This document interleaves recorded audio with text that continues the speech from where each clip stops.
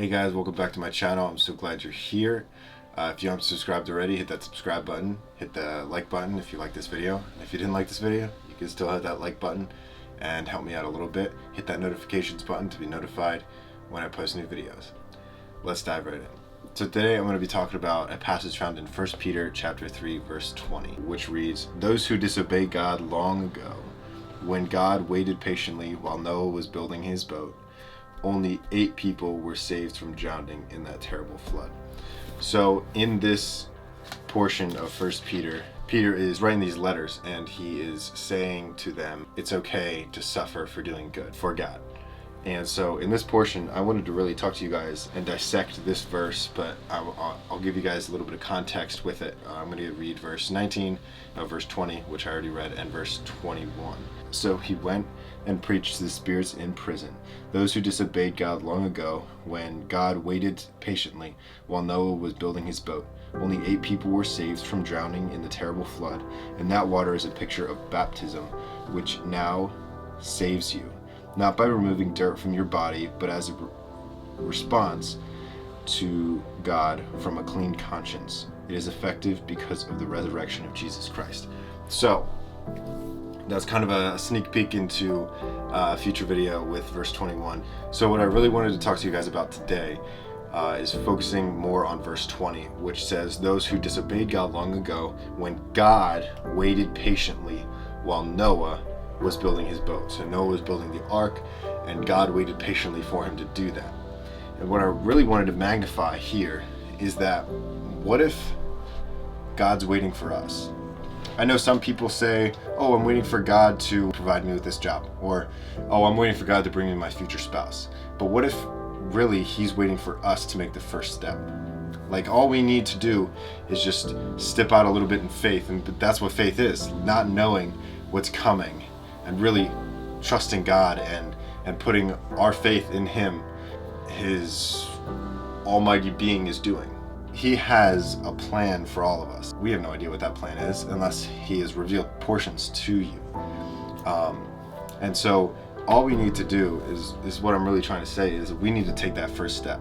We need to really just step out in faith and do what he has maybe put on our hearts to do, and we're like hesitant to do because we're not sure if it's really God, but a part of us is like, yeah, that's definitely God because that's not me. God is waiting for you. He's waiting for you. He's waiting for me. He's waiting for us to take that first step. But there might be some exceptions where we're waiting for God to maybe open a door, or maybe waiting for him to provide this. But what if he is waiting for us?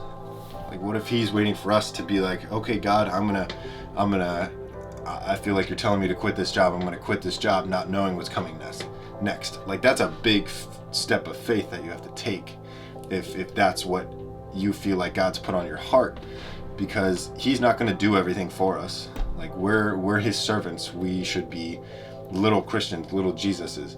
So we need to be doing what he's called us to do. And in some cases, like I've been saying, like, that could be that we're waiting for him. But there are some of us that have just been sitting here like with our arms crossed, like, yeah, no, I'm not doing anything because I'm waiting for God.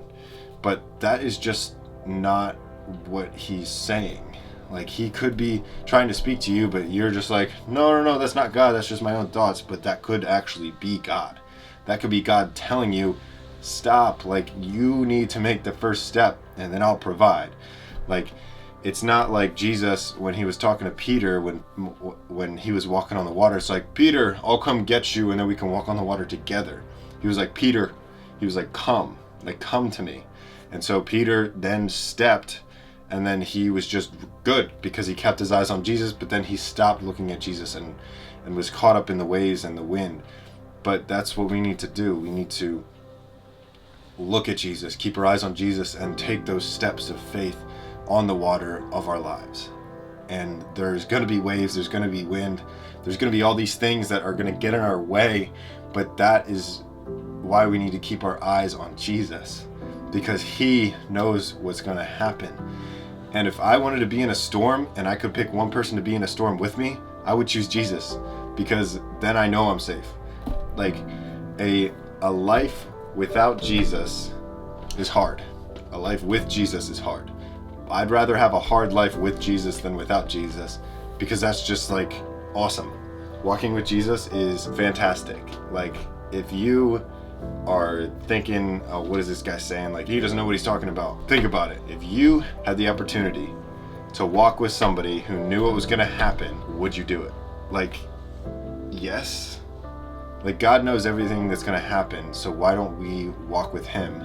And if he tells us to take those steps of faith, not knowing what's going to happen, like we have no idea, then we need to do that. We need to take those steps, and we need to walk on the water of our lives and keep our eyes fixed on Jesus, because he could be waiting for us to make that first move. He could be waiting for us to finish or do what he told us to do. Like he might not be like, hey, go talk to this person and do this, and then we're like, could you like change that a little bit? Like I don't want to do that. Could you maybe give me something else to do? No. If you don't do what Jesus has called you to do, he's gonna find somebody else to do it. Like he's not going to give you an easier assignment. He's given it to you because he knows you can do it. And if you can't do it, he knows that you can do it relying on him, because he ultimately gives us the strength to do the things that he's called us to do. I don't believe that Peter could have walked on the water all by himself. Like he could have. There's probably a chance that he could have. Like his faith was strong enough.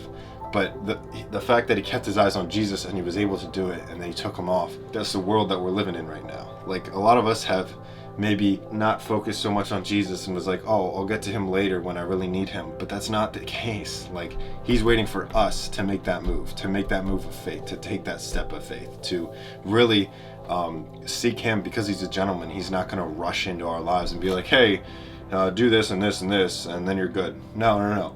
It's a relationship that we are choosing to do. It's a relationship we're choosing to have with him, and he's waiting for us to do what he called us to do. Hey guys, thanks for watching. Like I said, if you like this video, give it a thumbs up, and comment down below some prayer requests or what you thought of this video, and I'll try to get to as many comments as I can.